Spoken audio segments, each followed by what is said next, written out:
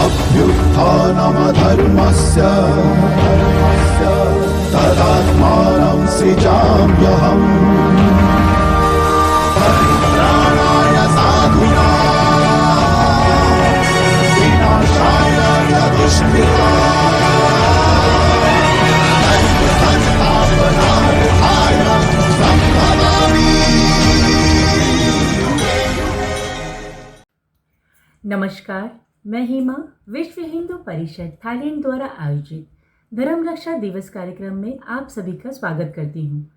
स्वामी सदानंद जी का बलिदान दिवस, जो कि 23 दिसंबर को है, संपूर्ण विश्व हिंदू परिषद के माध्यम से धर्म रक्षा दिवस के रूप में मनाया जा रहा है। स्वामी सदानंद जी का एक ऐसा नाम जिसे इतिहास पाठ्यक्रमों में लगभग मिटा दिया गया है। यह व्यक्ति जिनकी कहानी दान, त्याग, वीरता, स्वतंत्रता सेनानी और समाज सेवा के कार्यों में स्वर्ण अक्षरों से अंकित होनी चाहिए थी, उसे सिर्फ एक हिंदू पुनरुत्थानवादी के रूप में चित्रित किया गया। पर जब हम इस महान आत्मा स्वामी श्रद्धानंद जी के जीवन परिचय से गुजरते हैं, तब इन महान विभूति के बलिदान के जीवन चित्र मन में एक एक कर अगाध श्रद्धा से भर जाते हैं। इस विषय में अधिक जानकारी प्रदान करने के लिए हमारे मुख्य अतिथि श्री मिलिंद परांडे जी, जो विश्व हिंदू परिषद भारत के केंद्रीय महामंत्री भी हैं।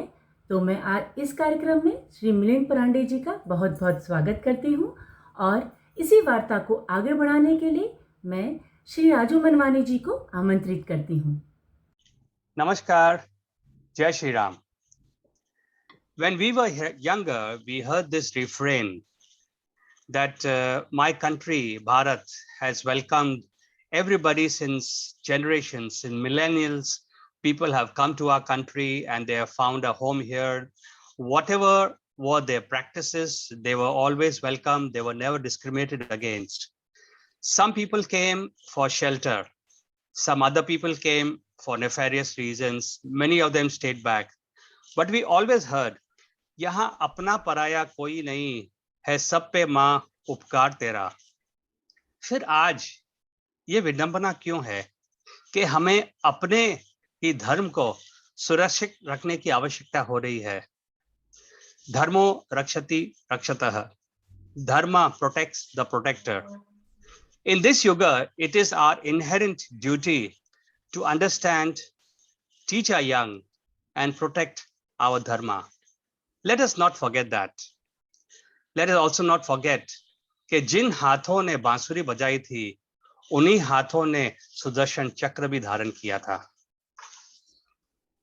On the 23rd of December, Vishwa Hindu Parishad will mark this day and every year subsequently as Dharma Raksha Divas to commemorate the life of Swami Shraddhanand Ji, who worked all his life for the welfare of the followers of the Sanatan Dharma. Before we start, it is my pleasure to introduce my co-host for the evening, Shri Rakesh Sharma ji. Namaste. Jai Shri Ram. मैं राकेश शर्मा. जय श्री राम. जय Shri. Welcome, Rakesh ji. I'd like to invite our special guest and Shri Milind Parande ji. Shri Milind Parande ji is the General Secretary of Vishwa Hindu Parishad Bharat. And we at the VHP Thailand have been fortunate to have hosted Shri Parande ji on various occasions. He has visited us in Bangkok on the occasion of our annual general meeting, where he impressed us all. I, for one, was very highly impressed with his eloquence and his knowledge of the subject. He was also with us online on VHP Sthapna Divas earlier this year. It is our pleasure to have you with us once again, talking about something that bears great importance today. You have studied from Bombay University with a Master's of Science and went to the USA for research work. However, you soon found your country calling you back again, and not long after that, you were back in Bharat. In 1989, you joined the Vishwa Hindu Parishad, and very soon you realized that this was your life goal, to serve Hindu Dharma. And you have remained in service ever since. Milind जी, आपका VHP Thailand के इस विशेष कार्यक्रम में स्वागत है। नमस्कार, बहुत बहुत धन्यवाद. Milinji, as we are celebrating Dharma Raksha Divas for the first time with VHP, let us start with the basic question. What exactly is Dharma Raksha Divas and what motivated the Vishwa Hindu Parishad to mark this day, and what are the objectives? What do you aim to achieve with this? All of us know that the credo of Vishwa Hindu Parishad is Dharmo Rakshati Rakshita. So all our activities, Dharma is the center point. It is the central point around which we work. We will see that there is a continuous aggression against Hindu Dharma from all sides. And there are many other religions that are proselytizing here. We will see that Vishwa Hindu Parishad's credo is Dharmo Rakshati Rakshita. In all our activities, Dharma is the center point. Around that we work, for that we work. And there are many powers, many religions that are targeting the followers of Hindu Dharma now. Mainly the Christian missionaries and Muslim society sections. They are trying to target the Hindu Dharma Anuyayi. So we will see that the country was divided because the population of Hindus was reduced in certain sections of Bharat. And tremendous amount of killings of Hindus took place that time. So everything is happening, all the dangers to the country and the society are happening where the Hindu population is reduced. And that is why protecting the followers of Hindu Dharma is very, very important. That is why we have taken up this day, the 23rd December, as the Dharma Raksha Divas, because it is a day on which Swami Shraddhanandji, he sacrificed his life while working for the protection and spread of Hindu Dharma. Swami Shraddhanandji was a follower of Arya Samaj, one of the many sects of Hindu Dharma. And in his lifetime, he welcomed lakhs and lakhs of Muslims and Christians into Hindu Dharma. And because of that, one fanatic Muslim by the name of Abdul Rashid, he went to meet him on the pretext of talking to him. And when he was lying down, because he was not well that time, he was unwell. So that time he shot him and he killed him. Because the Muslims were afraid that the lakhs of Muslims that were entering or coming back to Hindu Dharma, and the person who was inspiring them to come back to Hindu Dharma was Swami Shraddhanand. So though we are celebrating 23rd December, we don't want to remember his sacrifice alone, but we want to really remember and want the Hindu society to follow his kartutva of bringing back lakhs of Christians and Muslims back to the Hindu Dharma. And not only Swami Shraddhanandji, there is Guru Tegh Bahadur Ji. There are the 4 children of Guru Govind Singh Ji. All of these have sacrificed for the Dharma. So we want to remember everybody who worked for the protection of the Hindu Dharma. There are many such Mahapurush and Mahan Mahilai, great souls who protected our Dharma. So we want to remember all our ancestors on this day. And that is why we are taking up this day as Dharma Raksha Divas to remind everyone. Now, what exactly are the events that are being planned in Bharat? I mean, a few days ago, we were talking with you and you said that in almost the entire country, there are many hundreds of events being planned. What exactly will you be doing at these events?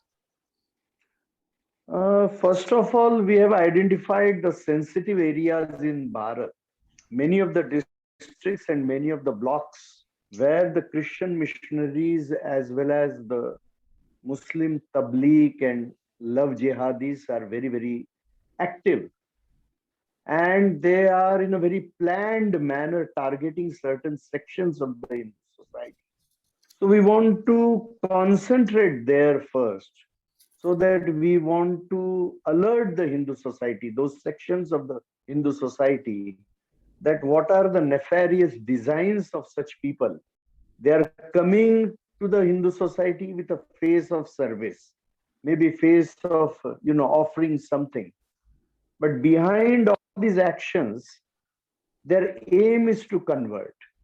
So that is why it is very necessary to educate and to alert the Hindu society, which is believing in all these activities. So we will be going to such thousands of places all over the country. It is not hundreds.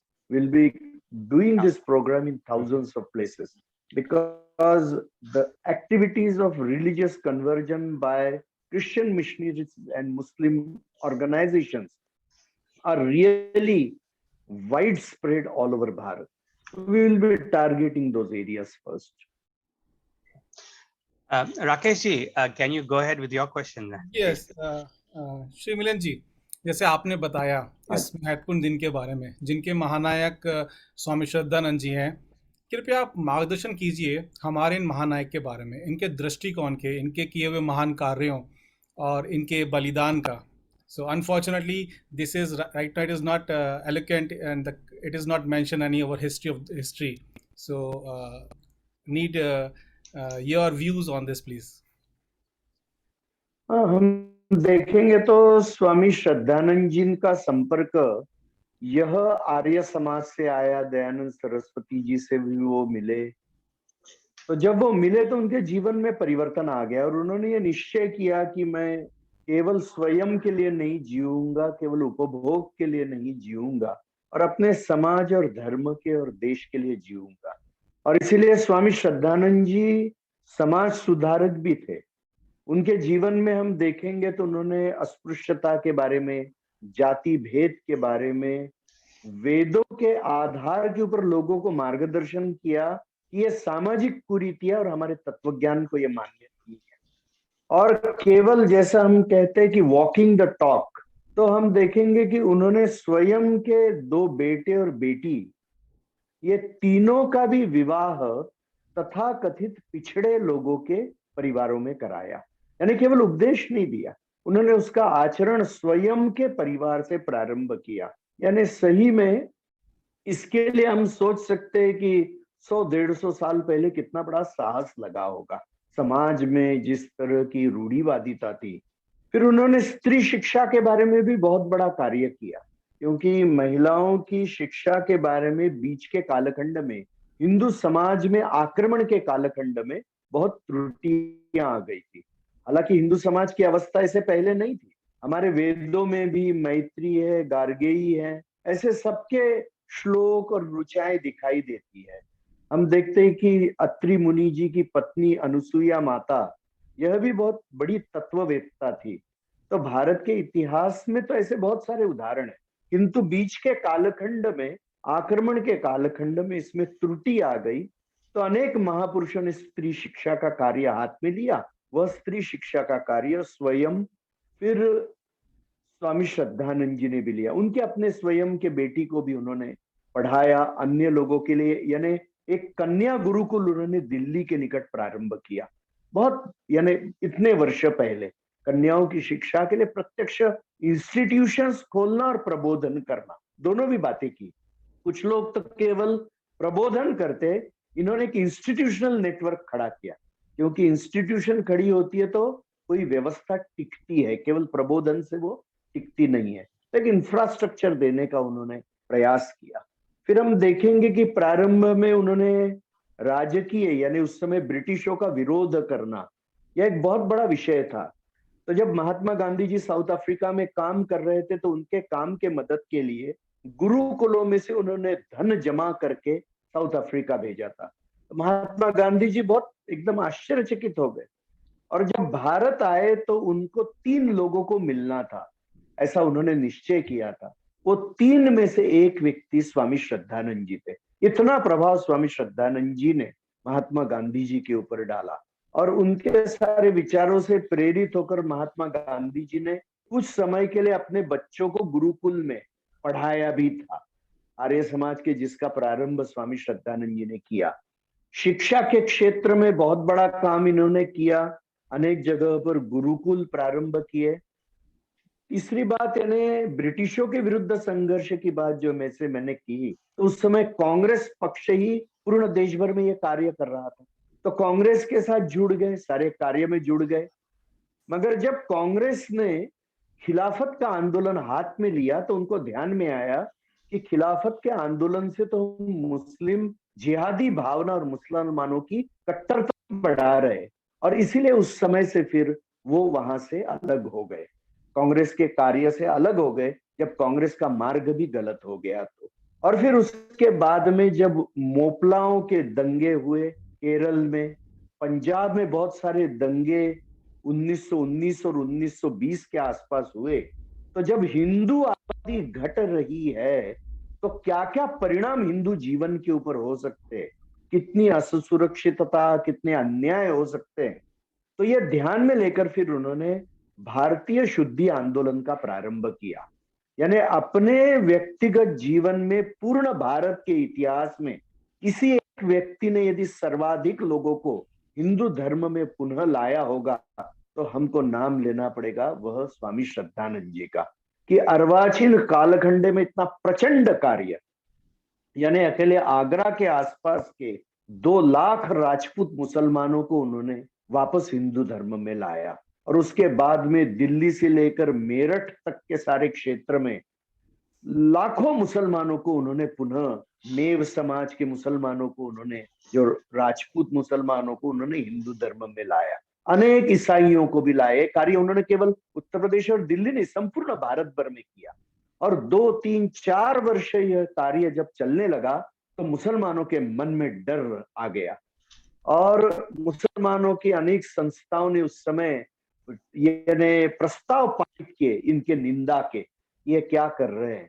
और उसी में से एक धर्मांध, जिसको हम fanatic मुसलमान कहेंगे, अब्दुल रशीद नाम का, वो इनको मिलने के बहाने इनके घर पे आया। तो ये तो रुग्णशैया के ऊपर थे, बहुत बीमार थे, तो उनके साथ में जो सेवक था उसको उसने पानी मांगा कि मुझे पानी चाहिए।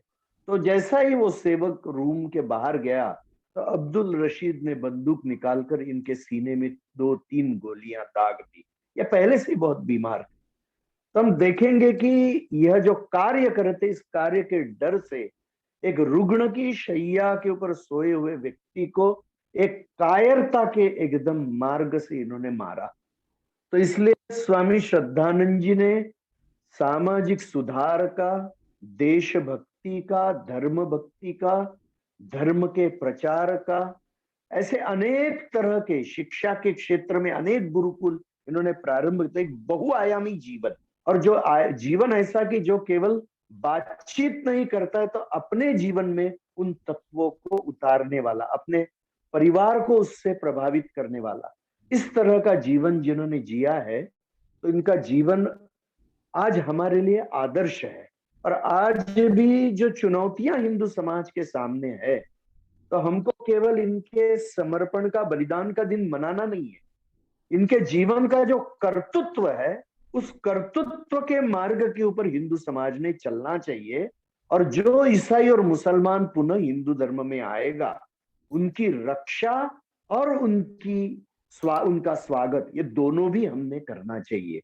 ये प्रेरणा देने के लिए ये दिन हम मना रहे हैं। बहुत बहुत अच्छी इन्फॉर्मेशन। अच्छा, एक चीज़ और मिलिंद जी, मेरा एक क्वेश्चन था, जैसे गुरुकुल कांगड़ी, जैसे आपने बताया अभी कि बहुत सारे संस्थान, जैसे गुरुकुल कांगड़ी, इसमें से एक one of the famous institutes there, right? So अभी आज की डेट में बहुत सारे गुरुकुल ऐसे हैं जो खंडर अवस्था में हैं, और गुरुकुल कांगड़ी ही ऐसा है जिसका नाम लोगों को पता है, और स्वामी जी ने खुद उसको अपनी सेक्रीफाइस देके उसको डेवलप किया था। तो क्या कोई प्लान है कोई जीओआई का, गवर्नमेंट ऑफ इंडिया भारत का और वीएचपी का, to propose to enhance some pattern to develop same type of gurukuls? ऐसा है कि सरकार के माध्यम से कुछ तो कार्य किया जा रहा है, मगर आर्य समाज के फॉलोअर भी है और हिंदू समाज के भी बहुत लोग हैं कि जो आज आर्य समाज के इस तरह के एक्टिविटीज को बहुत सपोर्ट कर रहे हैं। और आर्य समाज के शिक्षा के क्षेत्र का, वेदों के प्रचार का और धर्म के प्रचार का कार्य आज भी बहुत बड़े प्रमाण में चल रहा है। यानी विद्यालय, जिसको डीएवी के भी विद्यालय कहे जाते हैं, आर्य समाज के विद्यालय हैं, तो एक गुरुकुल की पद्धति और एक ये दूसरी पद्धति है। दोनों भी कार्य आर्य समाज के हैं और मनुष्य जाने के बाद भी कार्य रुकता नहीं है।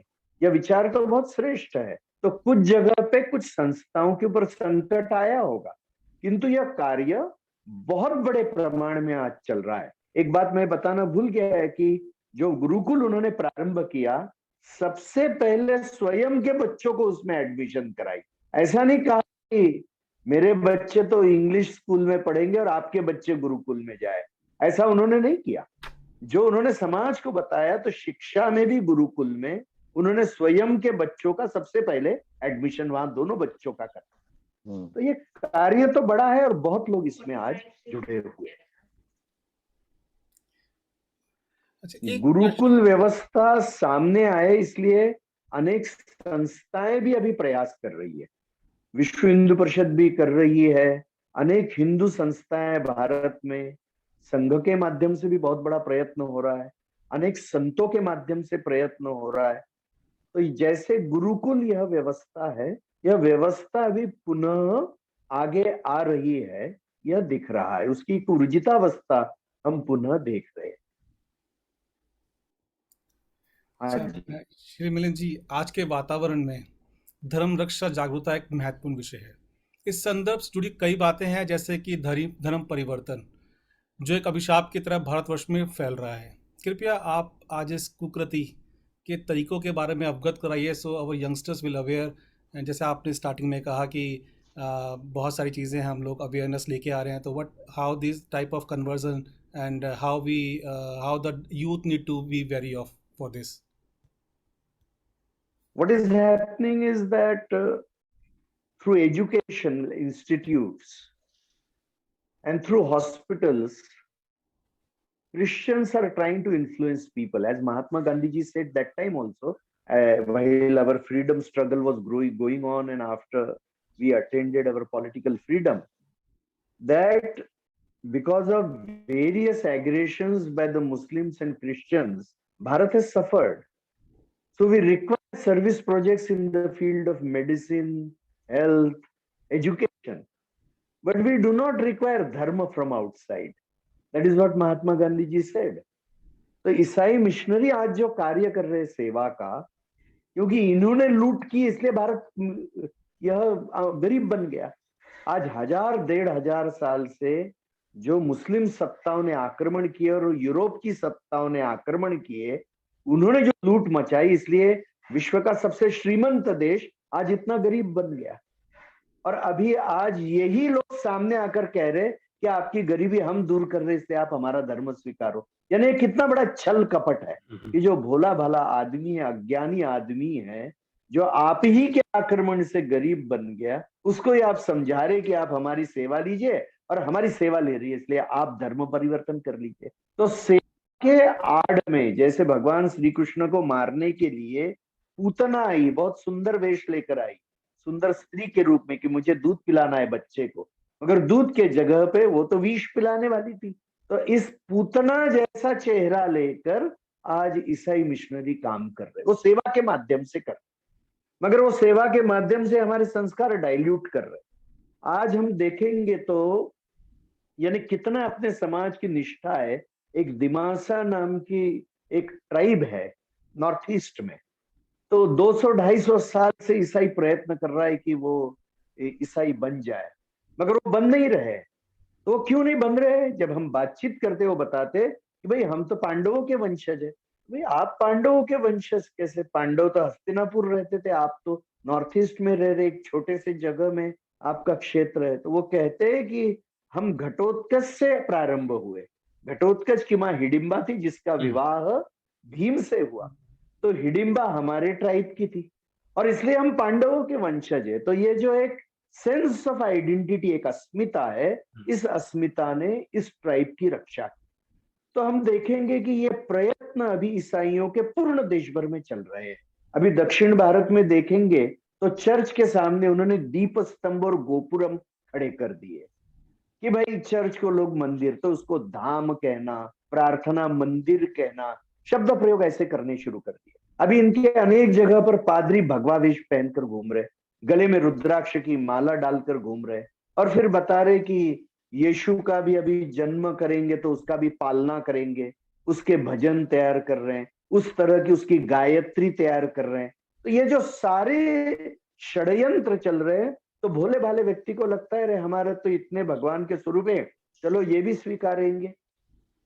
आज सेवा और छल कपट, ये दोनों के माध्यम से एक बहुत बड़ा तंत्र चल रहा है। और फिर जहां पे इनकी संख्या ज्यादा हो जाएगी तो प्रत्यक्ष अत्याचार, जैसे मिजोरम में रियांग हिंदू है, आज मिजोरम जब ईसाई बन गया तो वहां के लोगों ने रियांग लोगों के ऊपर शारीरिक आक्रमण किए। आज हजारों रियांग हिंदुओं को मिजोरम छोड़कर त्रिपुरा में आज छुपना पड़ रहा है। आज उनमें विश्व हिंदू परिषद सेवा कर रही है, हजारों रियांग में। तो ये केवल सेवा का विषय नहीं है। स्वामी लक्ष्मणानंद जी की भी जिन्होंने हत्या की, उसके पीछे भी इनकी एक्टिविटीज दिखाई देती है, क्योंकि स्वामी लक्ष्मणानंद जी ने उड़ीसा में हजारों हजारों वनवासी जो ईसाई बन गए थे उनको पुनः हिंदू धर्म में लाया। शांति काली जी महाराज त्रिपुरा में, कि जिन्होंने धर्म की रक्षा का काम किया, तो वहीं पर ईसाई आतंकवादियों ने उनकी हत्या कर दी। तो केवल सेवा नहीं है। आज गोवा का इतिहास देखेंगे तो गोवा में अनेक मंदिरों के ऊपर यहाँ प्लेट लगे हुए कि ईसाइयों ने आकर कब ये मंदिर तोड़े हैं और वहां की मूर्तियों की रक्षा की है। वहां पर गवर्नमेंट डिक्टेट्स है कि भाई यदि किसी ने ईसाई धर्म नहीं स्वीकारा तो किस तरीके से, किस क्रूरतापूर्ण रीति से इनको व्यवहार करना चाहिए, कितना मारना चाहिए, कितने देर तक मारना चाहिए, इस तरह के ऑफिशियल ऑर्डर्स है। तो यहाँ कहाँ भक्ति और स्पिरिचुअलिटी दिखाई देती है? ये तो एक अत्याचार, छल कपट, प्रलोभन, इसी का ये सारा जाल है। मुसलमानों की दृष्टि से आज हम देखेंगे तो आज लव जिहाद सबसे बड़ा तंत्र है। आज हम देखेंगे कि लव जिहाद के माध्यम से आज ये अपनी आईडीज बनाएंगे फेसबुक के ऊपर और इसके ऊपर, उसमें वो गंध लगाकर अपना फोटो डालेंगे, हाथ में कलेवा डालेंगे। उन तो लोगों को लगता है ये तो हिंदू, नाम क्या है, तो राजू है, संजू है, पप्पू है, ऐसा कोई एक नाम बताएंगे, कोई आईडी देखकर तो कुछ करता नहीं। तो आज इस तरीके से परिचय करके लड़कियों को भगाना, आज झूठ बोलकर प्रेम का नाटक करना और फिर इनकी फिर बेच भी देना या इनकी हत्या करना, ये छोटे और बड़े आयु के मुसलमान बहुत बड़े प्रमाण में कर रहे हैं। हजारों हजारों हिंदू लड़कियां जा रही है और केवल हिंदू लड़कियां नहीं, मुसलमानों के लव जिहाद की शिकार तो ईसाई लड़कियां भी बन रही है। अभी केरल के कैथलिक बिशप एसोसिएशन के तरफ से एक मेमोरेंडम दिया गया था होम मिनिस्ट्री को कि पिछले 4-5 वर्षों में हजारों ईसाई लड़कियां अकेले केरल में यह लव जिहाद की शिकार हो गई। तो यह केवल कोई भी महिला ये इनके लिए शिकार है, केवल इनका हेतु प्रेम नहीं है, इनको केवल जन्म देने वाला एक यंत्र चाहिए। यही इनकी दृष्टि, इनका लिखा हुआ भी ऐसा है। तो इतनी गंदी दृष्टि लेकर जिनका काम चलता है उसका धर्म और आध्यात्मिकता से कोई भी संबंध नहीं। और इसलिए ऐसे जो षड्यंत्र अलग अलग ढंग से चल रहे हैं, इससे हमको इनका इतिहास, इनका हेतु, ये सब कुछ समझना चाहिए। इन्होंने ईसाइयत कहती है, मानवता की बात करती है, मगर ईसाइयत मानवता को दो हिस्सों में बांटती है। Those who follow Bible, those who follow Jesus, they are Christians. Those who don't follow, they are heathens. तो हीदन के लिए क्या है? एक तो उसने नरक में जाना या फिर उसने ईसाई बनना। तो विश्व को ये बांट देते हैं। मुसलमान भी ब्रदरहुड की बात करता है, मगर मुसलमान ने भी मानवता को बांटा है। जो इस्लाम को मानता है, जो मोहम्मद को मानता है, जो कुरान और हदीस को मानता है, वो मुसलमान है। शेष काफिर है। काफिर को मुसलमान बनाओ या जान से मार दो, लिखा हुआ है। ये 27 आयतों के विरुद्ध अभी सैयद वासिम रिजवी सुप्रीम कोर्ट गए, कि जिन्होंने अभी हिंदू धर्म स्वीकारा, शिया वक्फ बोर्ड के चेयरमैन। तो इस तरह की आयतें जहां बताई जाती है, तो ये विश्व को, मानवता को बांटने वाली विचारधारा या आध्यात्मिकता बहुत कम दिखाई देती है। और अकेला हिंदू चिंतन है कि जो कहता है कि सर्वे भवन्तु सुखिनः, संपूर्ण विश्व मेरा कुटुंब है, सभी का कल्याण, विश्व को न बांटने वाला हिंदू चिंतन। और इसलिए अपने युवकों को इनकी फिलॉसफी, इनका इतिहास, इनके षड्यंत्र ये समझने चाहिए और अपने धर्म की मूल बातें समझकर उसमें दृढ़ रहना चाहिए। ये पॉलिटिकल एजेंडे जैसे विषय, इनके स्पिरिचुअलिटी का बहुत कम संबंध है इसके साथ। बहुत सारा इंफॉर्मेशन, बट एक चीज और, जब when we know that it is not legally allowed for such a mass conversion, even though there are a lot of legal breaches in this, and what type of this, and how to mitigate, and what is our steps to following up all these cases? Actually, the Indian Constitution says that you cannot spread your dharma, or you cannot preach your dharma or convert anybody if you employ any enticement or through fraud. Either of the ways, you cannot give any praloban, enticement, or you cannot, lie or do fraud and convert people. That is what our constitution, Bharatiya constitution says. तो आज हम देखेंगे तो जितने मैंने कारण आपको बताए वो सारे इसी के अंदर आते हैं। यानी झूठ बोलना, प्रलोभन देना, ये सारी बातें आती है। और बल का प्रयोग है, वो भी मान्य नहीं है। मगर आज जब छोटे छोटे गांव में जहां पुलिस स्टेशन नहीं है, भोले भाले लोग हैं, तो वहां कंप्लेंट करने वाला भी कोई नहीं है, समझ में भी नहीं आता है। और आज भारत अत्यंत कठिन परिस्थिति में से बाहर आकर स्वतंत्र बना। आज 6,30,000 गांव का देश है। तो आज डेवलपमेंट का एक एजेंडा चल रहा है भारत सरकार का, आगे बढ़ रहे हैं। मगर आज भी बहुत कमियां हैं सिस्टम में, जिसको दूर करने का प्रयत्न समाज और सरकार दोनों भी कर रहे हैं। इन कमियों को पैसे के बल पे फायदा लेना, आज जैसे केंद्र सरकार ने एफसीआरए के अनेक कानून बहुत कठोर कर दिए, तो हजारों ईसाई और मुसलमान संस्थाओं का बाहर से पैसा आना बंद हो गया, क्योंकि एफसीआरए के माध्यम से पैसा लेकर धर्म प्रचार करना, इसमें अपने कानून में अनुमति नहीं है। और इसलिए पिछले 3-4 वर्षों में जब कानून सख्त होने लगा, तो हजारों संस्थाओं का फंडिंग बंद हो गया, क्योंकि इनका सारा फंडिंग ही धर्मांतरण के काम के लिए था।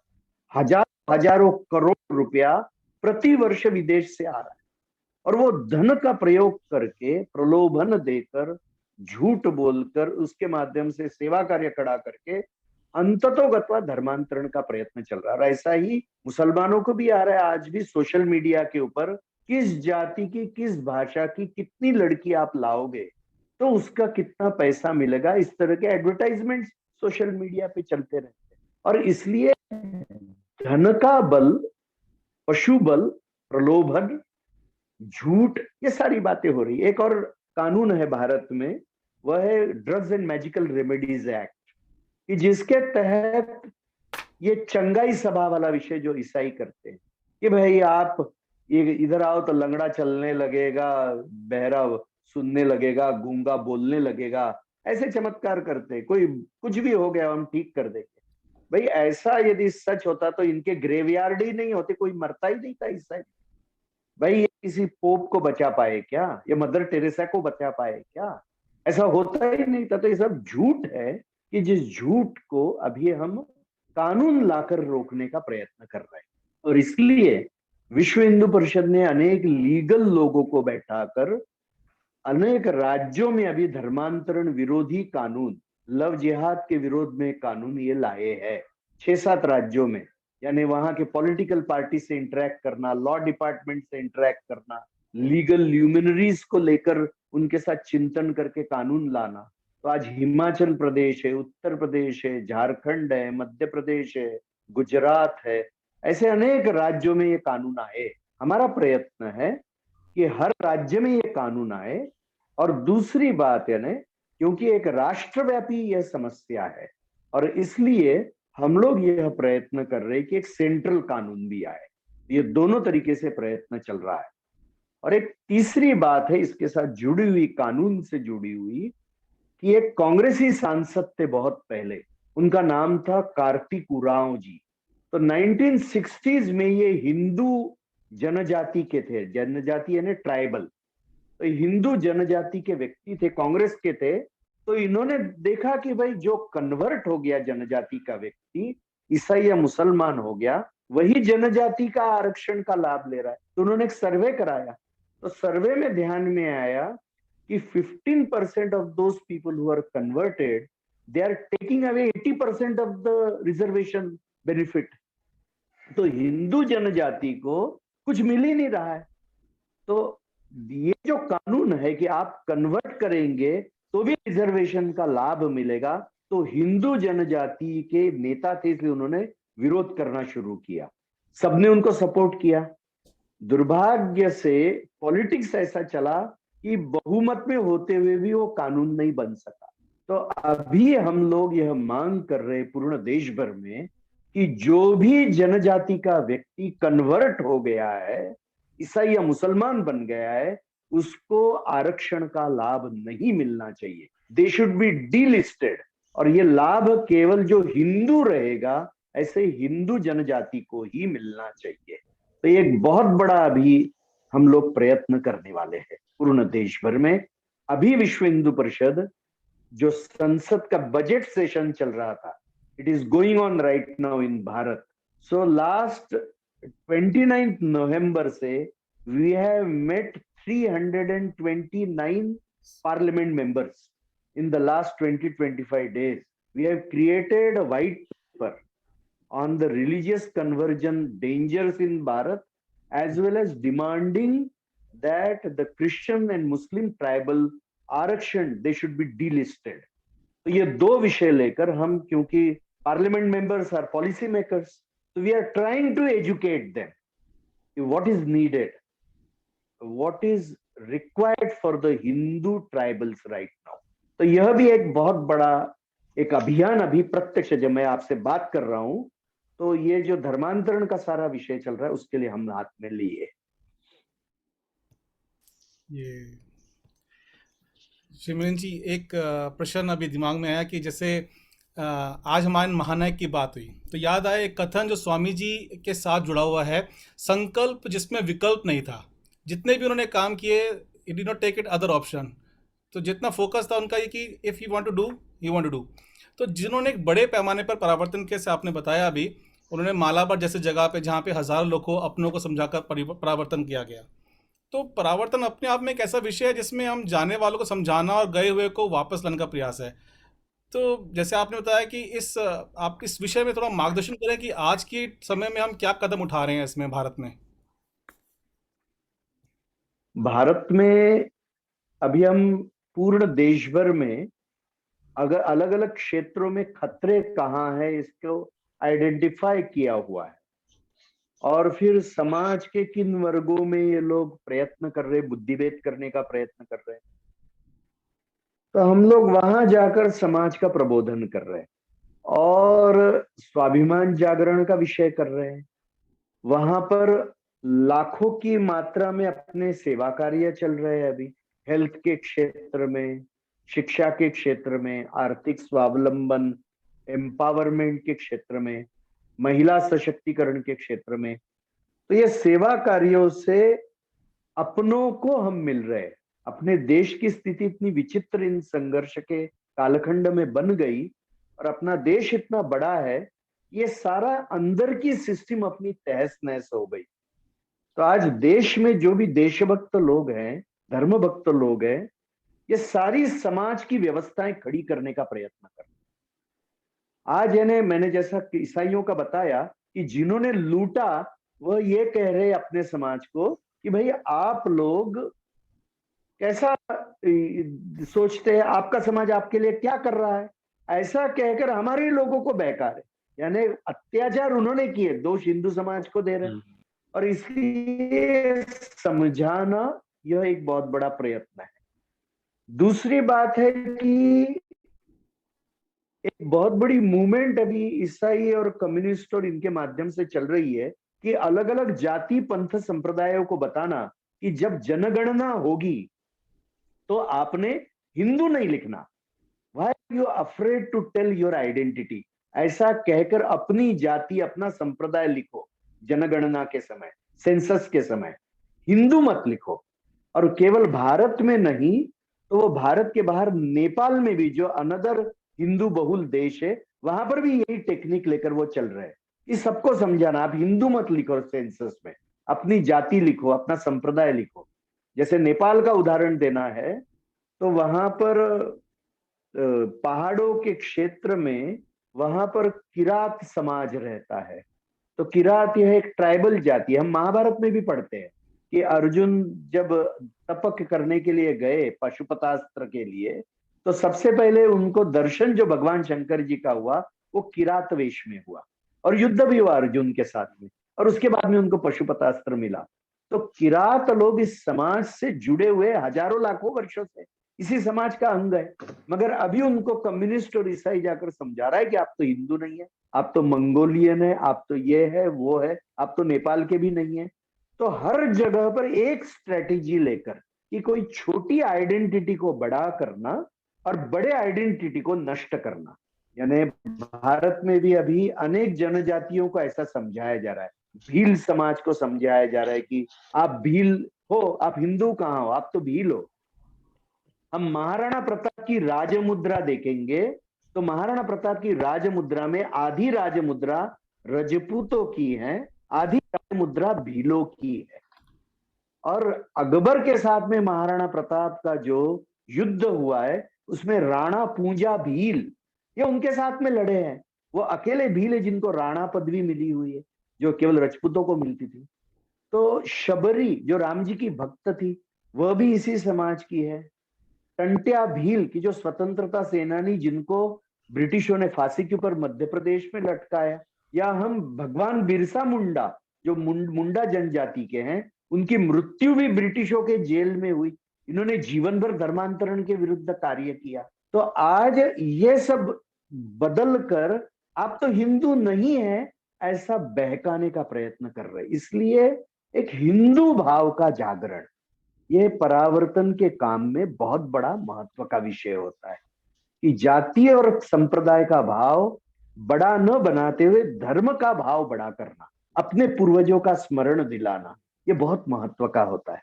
और फिर अपनत्व के भाव से सेवा करना, जो दुख में है, कष्ट में है, कि जो ये संघर्ष के कालखंड में टूट गया था परंपरा, वो अपने जैसे अनेक संगठन कर रहे।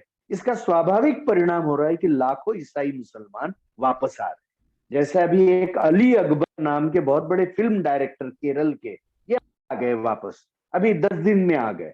और वो इसलिए वापस आए कि बिपिन रावत जी जो भारत के सेना के पूर्ण प्रमुख थे, उनके मृत्यु के ऊपर किसी ने बहुत भद्दी टिप्पणियां की, तो उन्होंने कष्ट पाकर कहा कि नहीं मैं तो हिंदू बन के रहूंगा। और अभी वो नरसिंहन ये नाम लेकर है। ऐसे ही मैंने सैयद वासिम रिजवी का नाम लिया, जो वक्फ बोर्ड के चेयरमैन थे, वो भी अभी बने हैं। तो स्वाभिमान का जागरण, अपने पूर्वजों का स्मरण, सेवा, यानी ये सारे अपनत्व के विषय, ये जैसे जैसे हिंदू समाज के बढ़ेंगे तो ईसाई और मुसलमान पुनः अपने धर्म में आएंगे। हमें विश्वास है ये हो ही रहा है। तो इसी क्वेश्चन को कंटिन्यू करते हुए मेरा एक प्रश्न और है कि how we are welcoming them. हाँ, बेसिकली वी हर्ड दैट, जैसे आपने अभी तो नाम लिए, तो अब इनकी सिक्योरिटी और legalities, and even though simultaneously we know that there are two states like Rajasthan, MP are coming under major Paravartan. So any points on this, basically any highlights on this?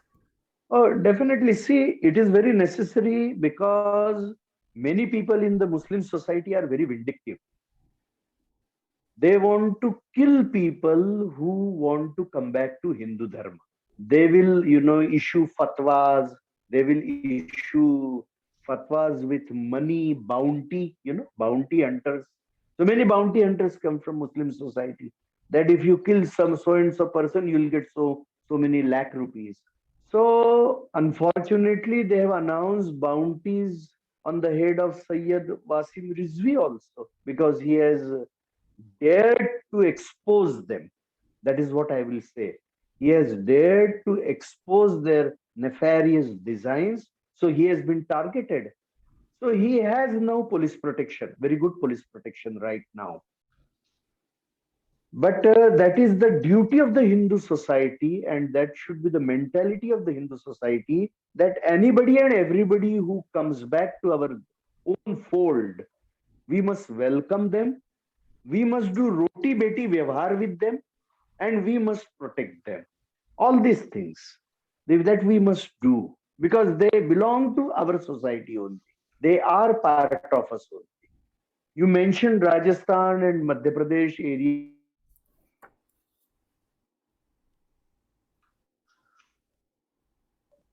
like that. See, the ones that we took about reconstruction initially in 1980s, there Rajput Muslims, they wanted to come back to Hindu Dharma. So Vishwa Hindu Parishad started working in them around Byawar and around Ajmer. They were the descendants of Prithviraj Chauhan and those type of Mahapurush. So Vishwa Hindu Parishad worked in them for 10-15 years. And we tried to talk with the Hindu Rajputs also that if these Muslim Rajputs want to come back into Hindu Dharma, then we will have to have social interaction with them. We'll have to welcome them in every which way. Who will marry their sons? Who will marry their daughters? Both these things were practical problems, what we call in Hindi roti beti vyavhar. So that is the normal social interaction that is expected. So Hindu society also understood that, and when we, after 10-15 years of work, around 1.5 lakh Rajput Muslims came back around this Ajmer area alone, hundreds of villages. So that was a very big experiment where the society came to know that yes, Vishwa Hindu Parishad is working and this method works. And society, even the Muslims realized that yes, society will accept us. There was another big area that we worked was on the border of Gujarat, Madhya Pradesh, and Rajasthan. There we worked among the Janajatiya, that is tribal area, that is Bhil Samaj. So there also, right now, we have built over 300 schools there, up to 5th standard, 8th standard, 10th standard, 12th standard. And we did great seva work there. Then we started building temples there, Sadhu Pravas, Sant Pravas. All these things we did. So right now, over 1.75 lakh Bhil that had become Christians, they came back to our Dharma. And a very big thing happened 2 months ago that around thousands of Sikhs had become Christians in Punjab. So Vishwa Hindu Parishad started working in them, and I am very glad to say that we welcomed over 4,006 into their Swadharma. So that was a very big thing that happened 2 months ago. So this danger, as I said, is everywhere. And we have to work so that we can propagate our Dharma Vichar. We can indoctrinate Hindus in our own Vichar because those systems have broken down in the society during last 1,500 years. So creating those systems, rejuvenating them, those systems is a very big work. So that is what we are doing also right now. Milind जी कुछ वक्त पहले आपने जिक्र किया था regarding anti-conversion legislation. Now I understand the anti-conversion rules laws that we have in India are very old. Some are even dating 150 years, right from the colonial times. अंग्रेजों के time के laws हैं. And on the other hand, there is also a view that any anti-conversion laws could be in violation of Article 25 leading up to Article 28 of the Constitution. Now, I understand that you have set up a very good team, and I'm sure that we will definitely find a way around that very soon. Oh, definitely. See, it is not about finding a way around it. We are formulating very healthy and which are legally sound, acts. And there is a team of Supreme Court lawyers, there is a team of retired High Court judges who are sitting down to work on this. So they have in-depth knowledge about Constitution as well as all the penal codes and laws and everything. And we are sitting with sadhus also, dharmacharya, acharya also. And because whatever is created must be accepted by the dharmic jagat also, by the Constitution also, both. So we have to do that balancing act here that is acceptable to the whole thing.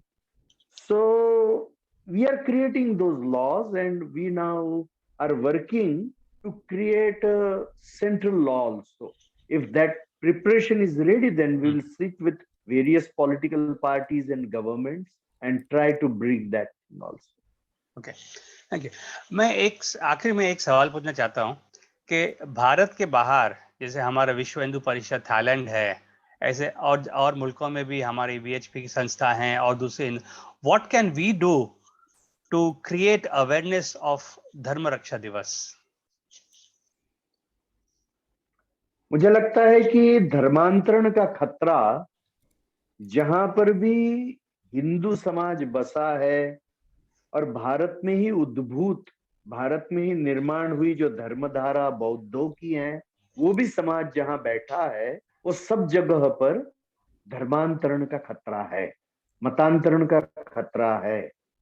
और इसीलिए हिंदू समाज, सिख समाज, बौद्ध समाज, यानी ये सारी धर्मधाराएं जो भारत में ही निर्माण हुई हैं, इन सारी धर्मधाराओं को साथ लेकर हमको अपनी रक्षा के बारे में सोचना चाहिए और आज की भाषा में हमारा धर्म समझाना चाहिए। जब मैं भाषा कह रहा हूं तो I am meaning lingo, today's lingo. And we'll have to teach our children first, we'll have to teach our youth second, and we'll have to speak in their language.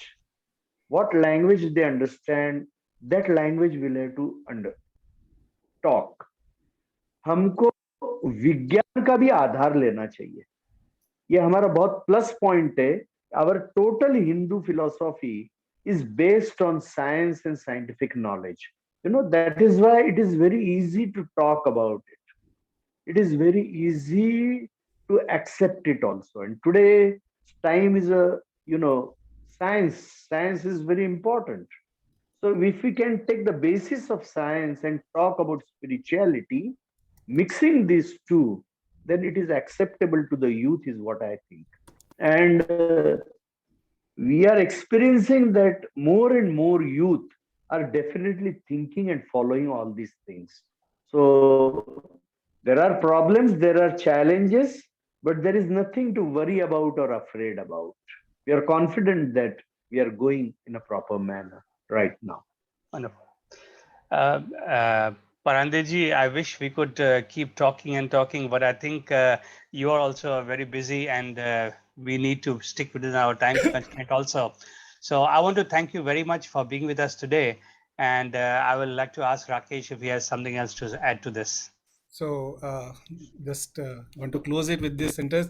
जहाँ डाकू ऋषि बने, जहाँ सम्राट भिक्षुक बने, जहाँ चरवाहा सम्राट बना, जहाँ नारी योद्धा बनी, और जहाँ बालक तपस्वी बने, वृद्धों ने मृत्यु अपने आप चुनी, जहाँ पशु व पक्ष पूजे गए, जहाँ मृतकों को जल मिला और जहाँ देवता मनुष्य रूप में जन्मे, ये पवित्र स्थान भारत है, वो मार्ग हिंदुत्व का है, यह धर्म सनातन कहलाता है.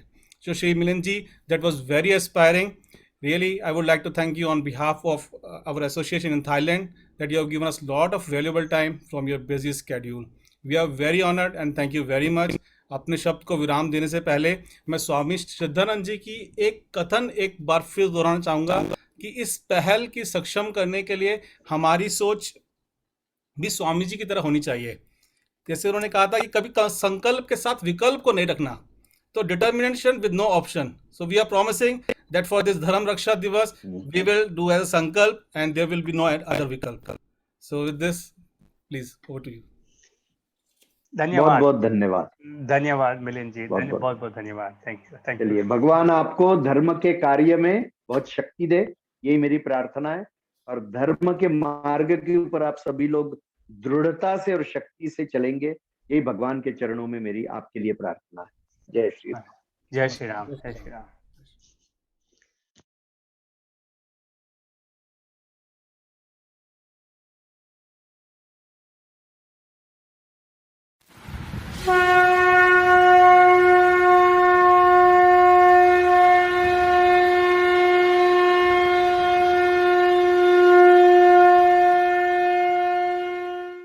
यदा यदा हि धर्मस्य